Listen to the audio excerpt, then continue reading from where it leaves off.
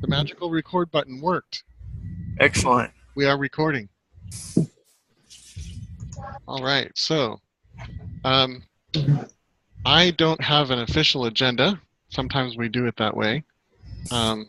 So I guess we can start by anybody who has something that they want to talk about, feel free to mention it and we'll put it on the agenda.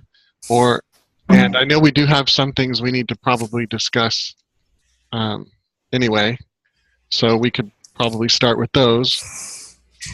Chris, I do know that Robin, she has been in contact with Nicole.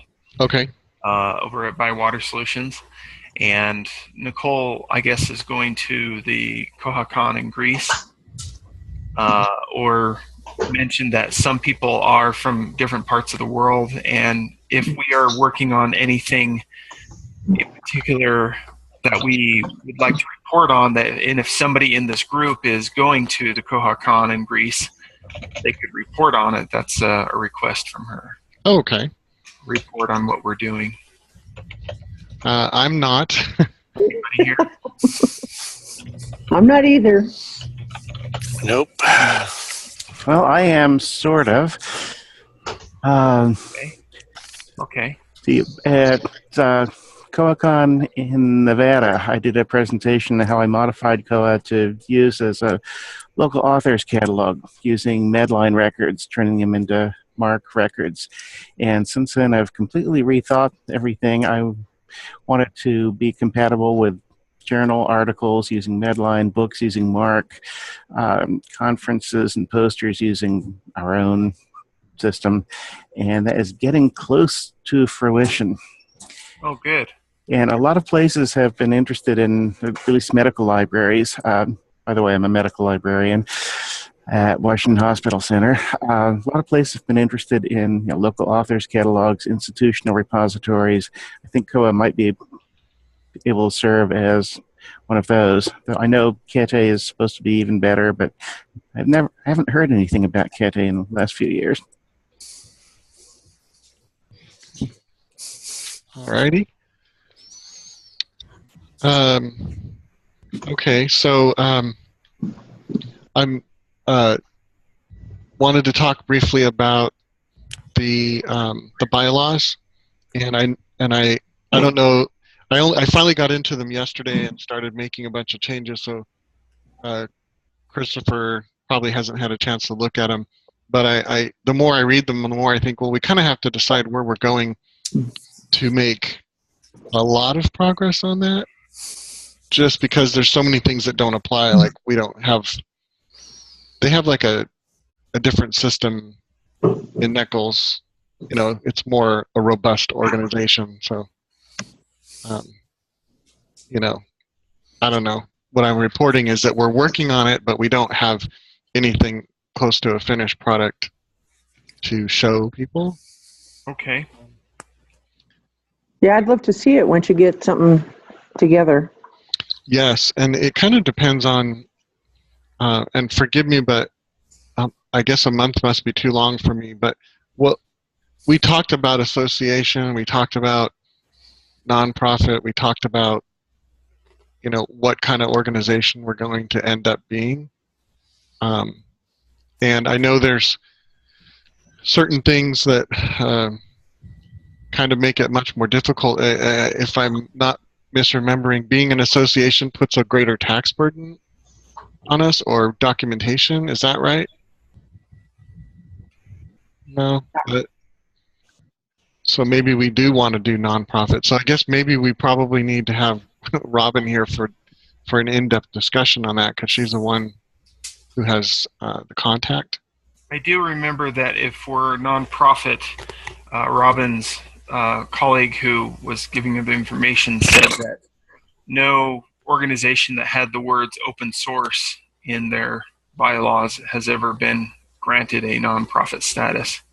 Okay. But it does make taxes a lot simpler if we do that. There are some advantages and disadvantages for both, nonprofit and for-profit, or non-nonprofit. Right.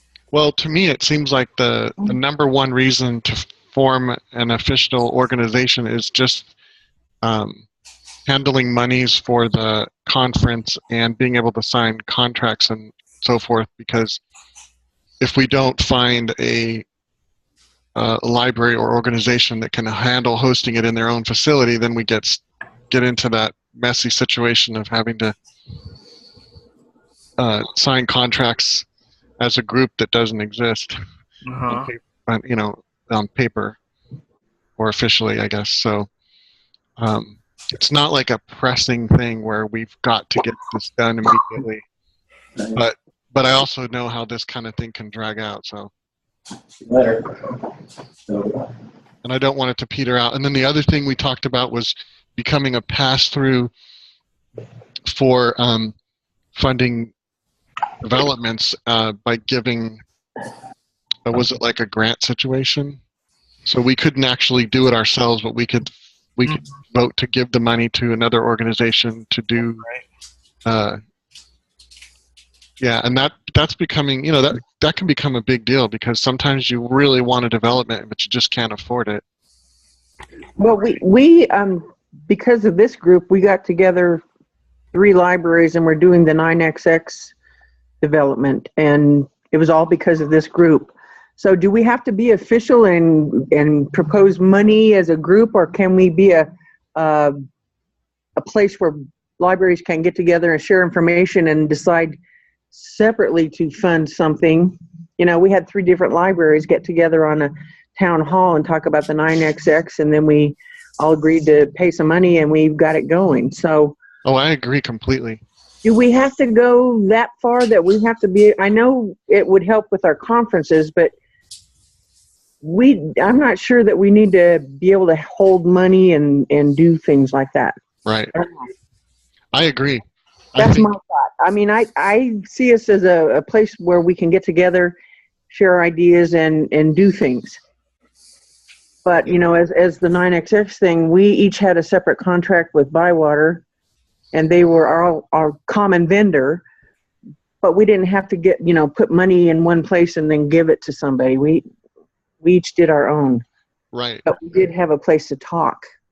I agree. And come together. I think the networking aspect you don't need to be an association or a nonprofit or anything for us to meet like this and just network and share ideas and all of that. We don't have to. Sometimes you have to see what wants to happen. I mean, if we get some, I don't know, if Elon Musk decides to give us $1 million to build Koha, then at that point we'd say, oh, okay, well, wait a minute, we need to make this real official. But isn't Brendan and who else? Bob Birchall and all those people working on something already? I know in the IRC, they have their monthly meeting. I think they're working on something separate, similar. Well, you're right, and I think that might have a better chance anyway of happening with the worldwide organization versus one that's pinned to a specific country or something like that.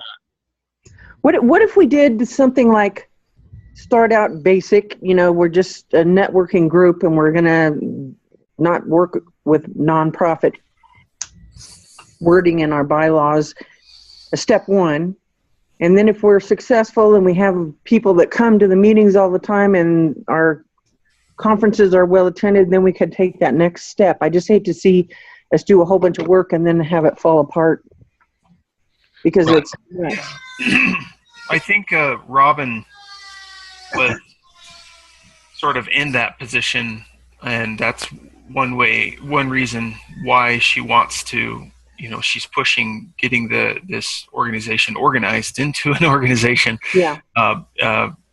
She seemed more passionate about that, and we've kind of from the first year, then when the Koha or the NACUG, I guess, was the conference was in Washington and whatnot, and then it was in Erie last year. I think she's really pushing for that. She's saying we're starting to grow up and we need to become an organization. So I think, according to her, that we've passed that threshold.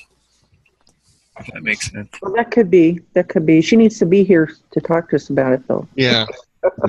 Yeah. So, Because didn't she have somebody in her organization that was willing to help kind of advise us on those things, on how to become a nonprofit? She did, yeah. right. It's funny because I kind of started, the more I thought about it, the more I was looking at the documents, I just thought, I don't know how to answer all these questions because I don't know what we want. You know, even the structure of your, I don't know what you call it, your board or whatever, you know, it's like, do you have 4 people? Well, or 5, because with 4, what if 2 of you just, you know, how are you going to vote? And then, you know, so you start having those questions, just basic operational questions that you can't answer because you don't know. So, I mean, I'm willing to keep working on it, but I just thought, well, you know, we should talk about it. I'm glad Nancy brought up what she did because it makes sense to ask those questions. Yeah. Can we put it on the agenda for the next meeting and make sure Robin's going to be here and make that the thrust of our next meeting? Decide what we're going to be. I think that's a good idea. And just tell everybody come to the meeting and tell us what you want. Right.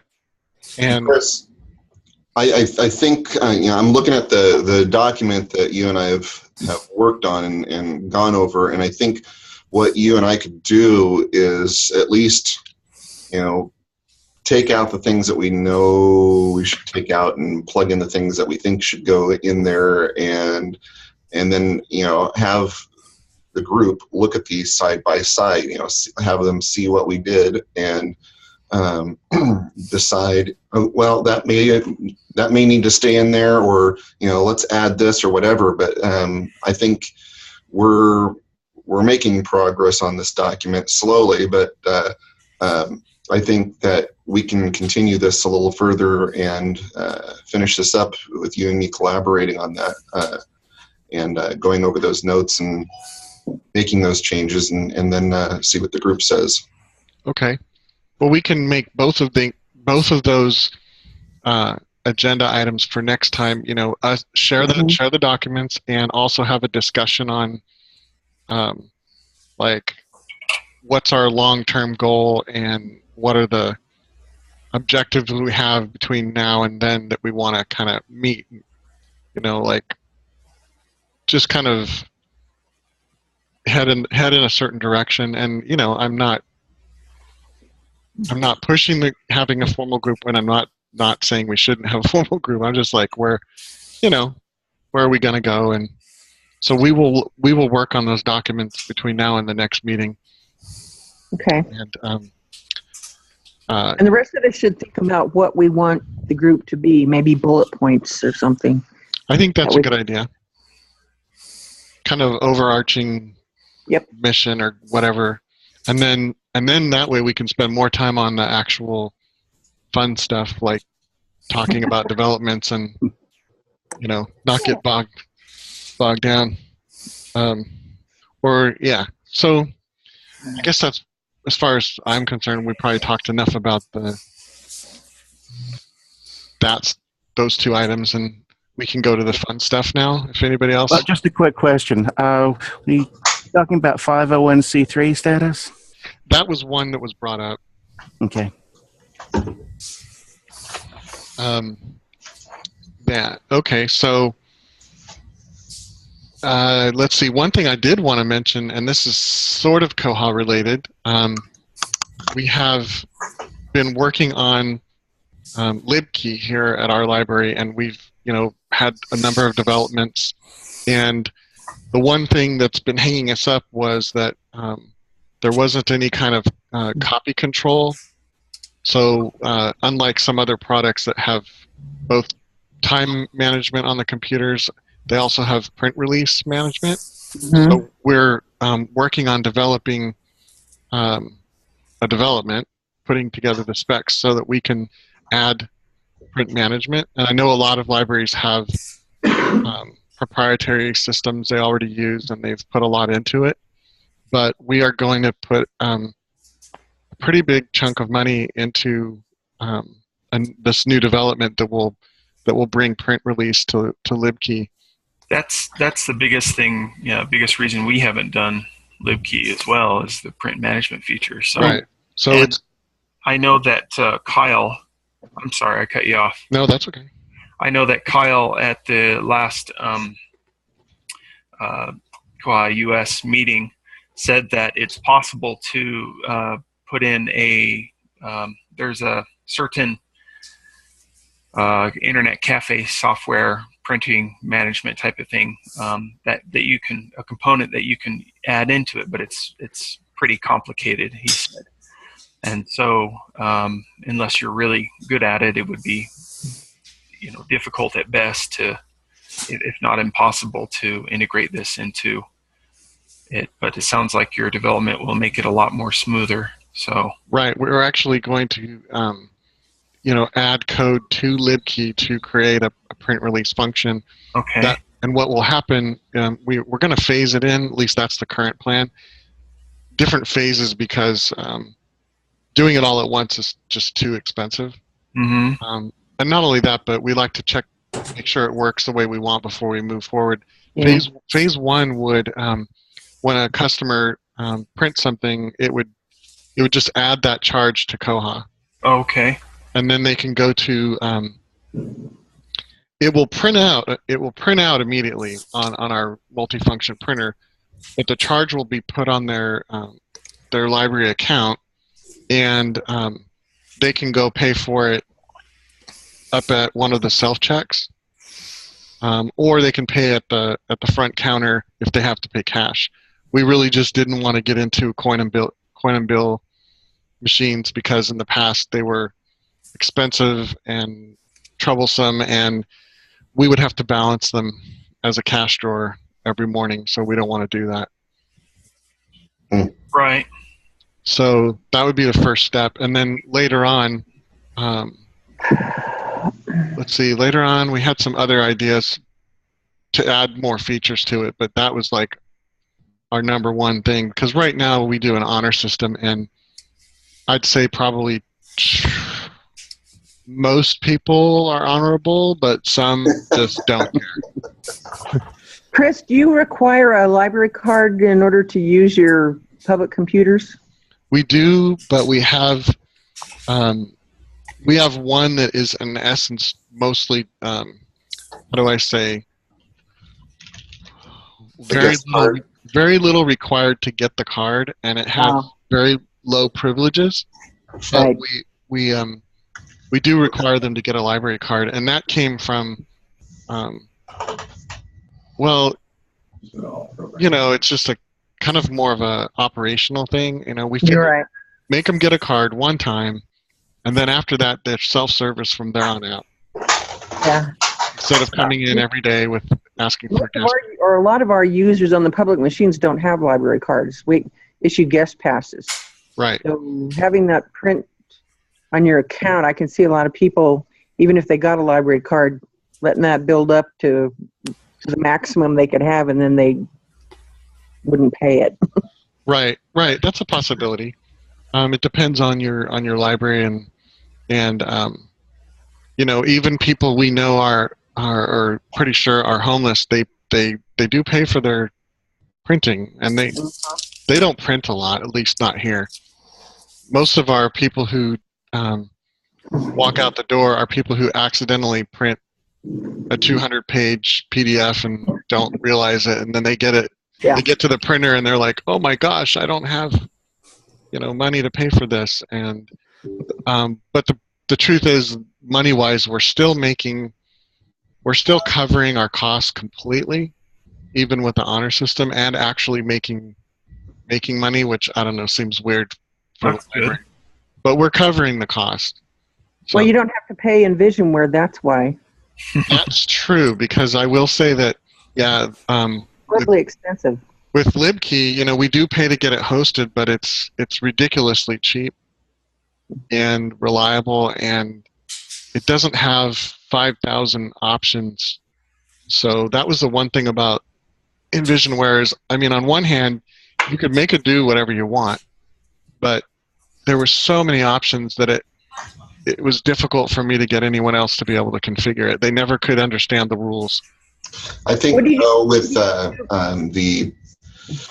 with LibKey, the thing for us, I would love to go to LibKey, but for us to go to LibKey, there needs to be certain core functions in place, and LibKey has some of those for computer management, not all of them, and of course not the printing solution. So until those products are, or those pieces of software are mature enough so that we're not like cutting off features and capabilities by switching over, it's hard for us to join in. I think that's something, with a product like this is, when it's starting out, it's starting out slow, and until it catches up with the mainstream, it's going to remain slow. And once it catches up with the mainstream, like Koha is mainstream because it can do just about everything that any other ILS out there can do or needs to do. But LibKey is just not quite there yet. We're still hoping, that'll catch up so that we can jump on board with that product. You know what would be great if you or anybody sends me what features you can't live without. Mm-hmm. Then at least we could look Chris, at. why don't you have Bywater have a town hall on it? That's what we did to get our 9XX people together. Well, that's brilliant. And then we just hashed it all out, and everybody agreed, and everybody was primed to pay their part by the end of the session. So Right. And I realize this is a long game. I mean, yeah, this is something we're all really interested in, though. So Yeah. what are you going to do about wireless printing? well, that's one of the features that I really want, and I know that Yeah. it's stopping a lot of people who might Yeah. be interested.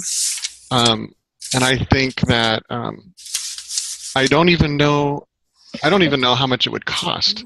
Well, you know what? What's interesting is we do that through Envisionware, and Envisionware is outsourcing for that. They're using a third party Yep. for that wireless printing. Yeah.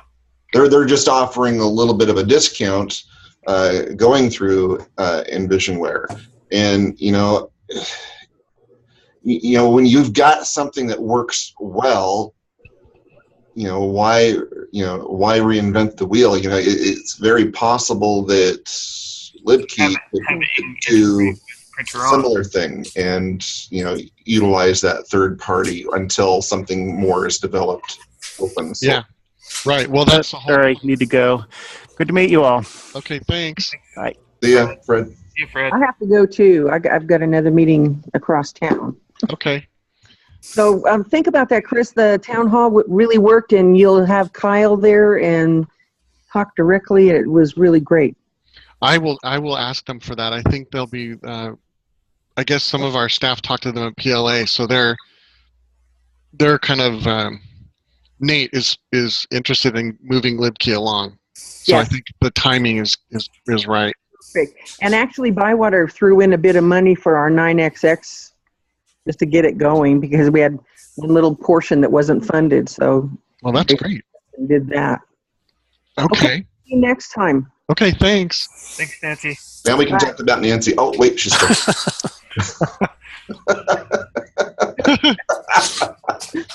I'm leaving. Not yet. Hold your horses. Oh, but then we were still recording though. That's true. Wow, that's great. I'll tell you one thing about LibKey. When we switched over to it, it didn't have any of the features we wanted, except that it sort of reserved computers.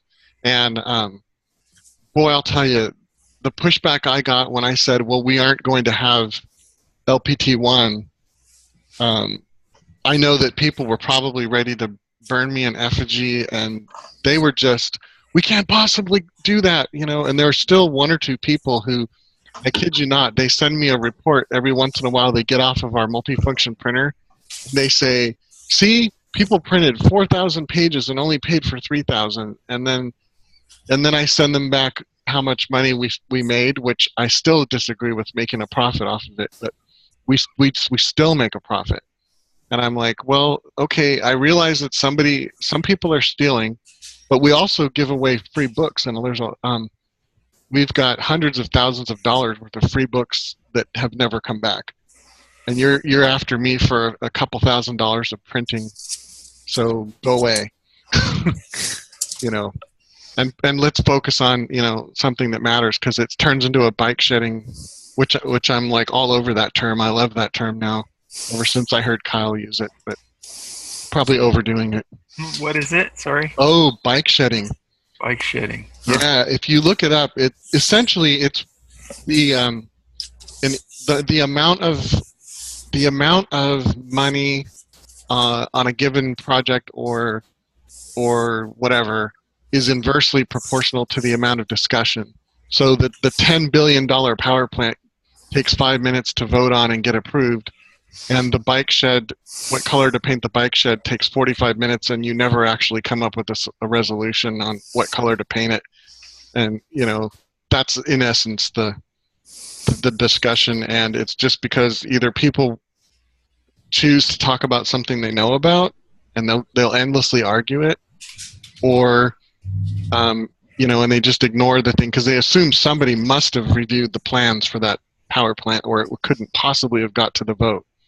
You know, and that's politics too. I mean, we argue endlessly on the little details, but we never get the big things done.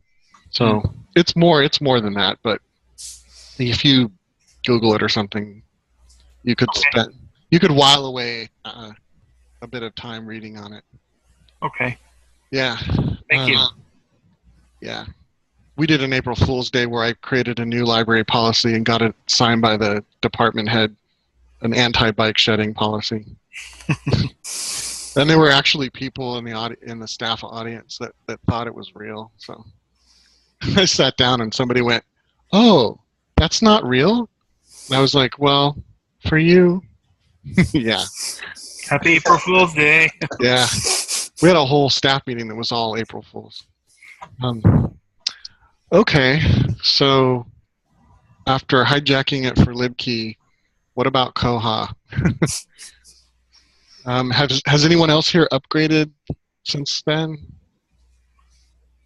Not yet. Last meeting? No? We're still working on our proxy because we've just had so many other things to deal with, you know, but it seems to be working fine. We've pointed a number of devices to the new URL and using the new port, and it seems to be handling it just fine. So it's just a matter of getting it all done. I have a question. Yes. We use Overdrive. Basically, Koha will call using the Overdrive API and call up Overdrive and say, hey, this is what the patron searched for in the catalog. Do we have anything on Overdrive that matches that? Mm-hmm. That's not through SIP, is it? No, I don't think so. Then what? Who was it? I think it was Amy over at Bywater was saying that sometimes Overdrive uses SIP when you integrate it into Koha. Does anybody know what that integration is? Well, I mean, I know that when it authenticates over SIP. Yeah. So that's what we have it doing now. It's authenticating.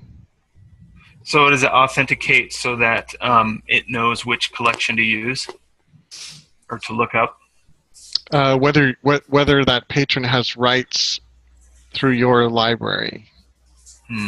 So, like, we're part of a consortium that has the Overdrive collection, and then we also buy Advantage titles for just our library. Okay.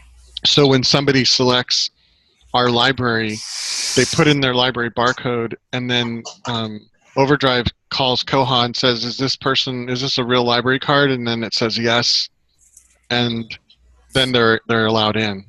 So yeah, it's just authentication. So they are allowed into Overdrive? Yes, into the collection that we bought through Overdrive.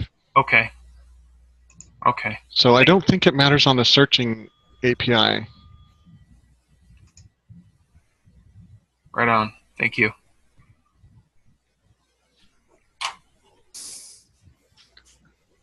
So, any other items? Looking. How about the conference? We done any? Yeah, David. Yeah. Got a question for you. Do you have any? Right now, we're looking for hotels. I'm talking to a travel agent, and she's looking for hotels, and we're not finding very many cheap ones. But is there some sort of deal or anything that your library is going to say, buy a bank of rooms, and then we could buy it for a certain price, like a conference rate? We're working with a couple of places to see if we can get some discounted rooms for the conference. I have not heard back yet if anything has actually been set yet, but I will find out. I know the place right next to your library was a very good place. I stayed there last year when I went down for the Internet Librarian. That was a decent place, and it was within walking distance. And I can't remember the name off the top of my head. The Colton Inn.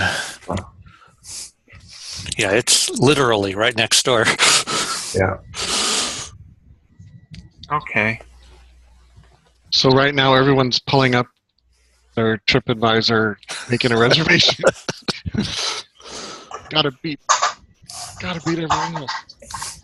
Okay. The economy's tough right now in my community because it's so reliant on the oil industry. Yeah. Down now, and so we're looking at not spending too much if we can on a hotel. But I thought, I'm going to have the travel agent look, but if we have a conference rate or something like that, then that would be nice to give to her so that she can see what she can do with it. Definitely. Did we establish a committee for this conference yet? We did.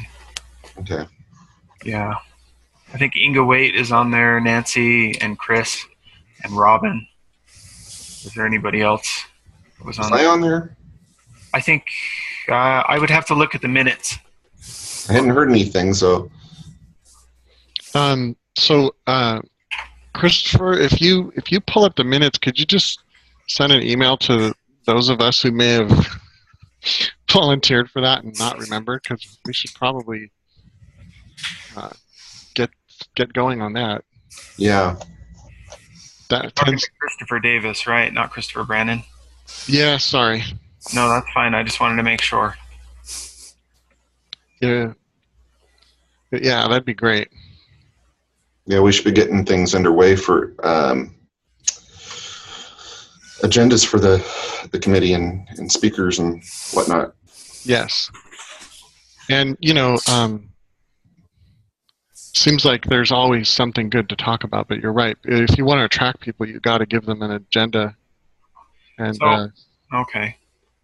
So far I have Chris Rohde, Inga Waite, who's the chairperson, Nancy Keener, and Robin Hastings, who are on that committee. I'm going to look at the next month, Christopher Brandon, so I can see if you're on there. If I'm not, I'd like to be. Oh, okay. Congratulations. You probably are on right now. Okay, yep. Christopher Brandon volunteered to serve on this committee. Okay. In March. right. Great. You're on there too. So Inga Waite sounds like the person to contact to coordinate everything because she's the chairperson. Okay, then we'll do that. I will contact Inga and say, what's up? Yeah, we need to get some communication going and establish some meeting times. Probably, before the next meeting. Yeah, definitely. At least. Yes. All right. I'm going to be off for the next 2 weeks, but I'll be watching for emails on meeting times, and I'll certainly attend that. Okay.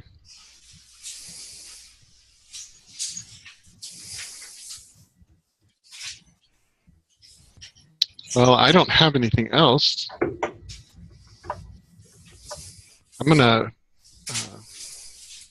gonna force unmute Jason so that we can hear him talk. No. Do it. Yeah. No. That's okay. I often mute myself and just listen. I just didn't want you guys to hear me breathing, going. That's okay. That's okay. No Darth Vader breeding. That's funny. I have something I can share. Hold on. Oh, good. My April Fool's joke somewhere. Well, Can I share my screen? there's Snoop Dogg Vision, which YouTube did for theirs. Yeah, I saw that. So I redid my old pack and told my user group that we were going to change to this. Oh my goodness! I went with the laser cat theme. Nice. Pickles. That's awesome. Wow. I got some really, really positive feedback. They all wanted it. They all wanted it. Some of us have more time on our hands. That didn't take that long. I just had to change a little CSS, add some GIFs. I hate the word. GIFs in. Oh, yes. Right. Well, yeah, my city librarian ordered us to create April Fool's stuff because we have a new department head, and he said he likes pranks, so we fired with all cannons on that. See, we don't even wait for April Fools. I went on vacation and came back one time to everything in my office being saran wrapped. So, I love that. That's a good idea. Do you mind if I borrow that one? no, go for it. Yeah, saran wrap foil's good. Yeah, depends on how hard you want to work. Yeah. Like I said, we also did the people that went to PLA came back to their office destroyed, either filled with balloons or, and we do the long con because there's things they haven't discovered yet. They think they figured everything out. We did stuff that they're not going to figure out for months. Probably stuff you'll forget. Yep, and they'll be like, "What the heck? Where'd this come from?"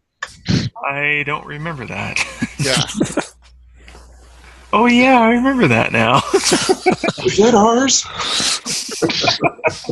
Yep. The long con is the one I like. So, all right.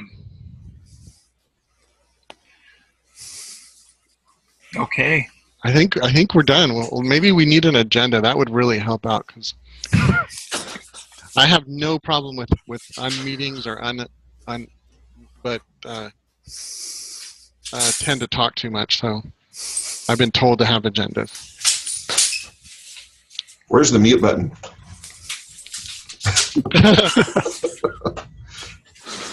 Oh yeah. And I see Joel is there, but well, I don't see him. I just see a square that says Joel. He's on mute. He's lurking. Right. Lurking's fine. That's okay. Yep, lurking's okay. That's all right.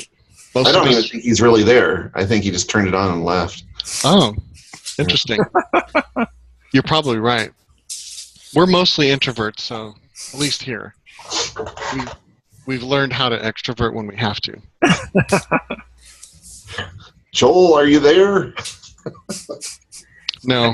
Has anybody thought of any good topics for the koha-US meeting? Yeah, I'm actually here. I'm just not in a very talkative mood today. Hey, Oh, hi, Joel. There's the man. that's okay. We completely understand that. Yeah, topics for the meeting. That's a good one. It seems like maybe you, Chris, could share what you're doing with LibKey. Oh, definitely. Yeah, absolutely. LibKey, and honestly, I would like to see I mean, I have this love-hate relationship, but we've done a lot of little tweaks to our catalog just to make it look, well, whatever, the way we think it should, and our customers have said they wanted it. Uh-huh. But I've seen some where they've done nothing. And I'm like, maybe just a little help for those people, just some tips and maybe a little code they can drop in, you know, just a little bit, not overdoing it. But sometimes I think, like, one thing that really irritates me is having the cover art way over on the right side and then really small. Well, we moved it over to the left and made it bigger just so people can see it. I mean, whatever. And match it up with the title that's on the left side too. Yeah. You know, we have a lot of people that come in and say, you know, it was that red book with the silver dragon on the cover, and we're like this? Well, let's go to the red book section. So I think that could be useful for a lot of those smaller libraries that really don't have coders on staff, you know, just to see how easy and quickly you could drop that little bit of code in and make their catalog, you know, more vibrant or something. Right. And yeah, and we've done a lot with, you know, we've got a little more than a year of RFID and AMH, so that could be something. If I know we talked about it. Did I talk about it last year? You did. Yeah, but I'm going to physically be there this time, so if there's any discussion. Well, we have an AMH as well, so we sort of do a little group, like a not a users group, but what do they call those? A round table? Not really a round table, but you know. Yes, definitely. You know what I'm talking about. I do, because those who are interested in AMHs. Because we keep getting contacted by libraries that are having issues with their AMH and RFID, and they happen to also be Koha. So I'm like, okay, might be nice to have a group. Yeah. And I think there's always people that want to know how to do more of the actual server side stuff. We don't. We just let Bywater do it. But there's some people that like to host their own. So they always appreciate how to set up a cron job. Yes. I know how to set it up. I just put in a ticket. Yep. I asked them very nicely to do it, and they do it. But I don't even really always, you know, I like to see under the hood, so that's a little frustrating. But I think people that want to do anything on their own would appreciate sessions on how to do that. And then there's always the people that are new to software development and kind of need to get an idea of what it takes from coming up with an idea to getting a development done and what to expect from it. And, you know, I know we've done a couple developments where we didn't understand the ramifications and missed to include something, or it took a lot longer than we thought it would. You know, even though it's rocket speed compared to proprietary, where you tell them what you want and then 5 years later they add it to the product and then they charge you for an upgrade. Yeah. So, but even then, you know, it's not like they write the code, drop it in, and you're ready to go. So those are all things I think are worth covering. So there's 5 sessions right there. And yeah, I'd definitely like to see more on, you know, how to develop modules and stuff, because, you know, that is one of the big points of Koha, is the ability that you can add anything you want into it. Yeah. And the how flexibility. do you do that? Yeah, that's true. And the other thing, I think there's still a lot. I think acquisitions has come a long way just in the last 2 years, but I think that there's still a lot of libraries that aren't using it because just like libkey is missing certain crucial elements, I think acquisitions is still missing them. And I know that, like Nancy talked about how they're working on it, but I'd like to know like what exactly they did, and is that going to be able to be useful for more libraries? So maybe she could talk about that or whoever was involved in that development. Because the more features get added, the more libraries come on board because they say, "Oh, okay, we can use this now." I do think at some point, probably as soon as possible, and I don't know if we want to wait for the committee to meet, but we should get out a request for topics to the users so that we can get more of a scope or a pulse of what people want to meet on. I'll do that, Chris. Okay. Sure. Yeah, that's a good idea.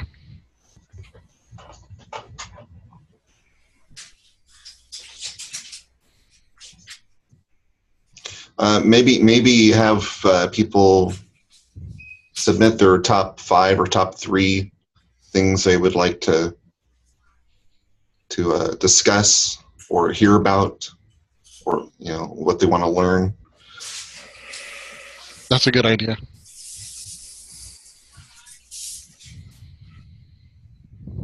You could probably even make the request more fun by saying, okay, what's the hardest thing that or what's the thing that you're having the most trouble with? Or I wish Koha would do.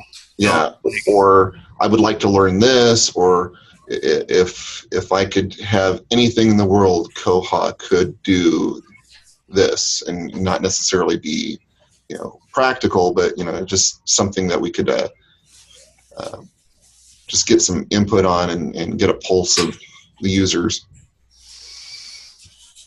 Yeah, I like that. That's a great idea. Yeah, I'd like to learn this thing.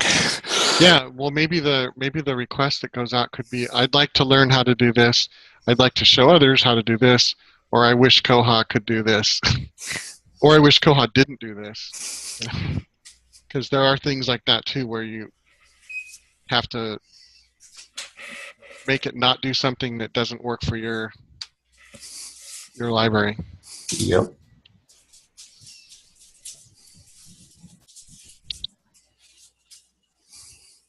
I think that would be, that sounds like a great idea. I'll set up a Google form or something like that for that, Okay. and then share it at the next meeting. Or Chris and Christopher, when you have your meeting with Inga and et al., I can share the results thus far. Okay. So Great. you have an idea, but yeah.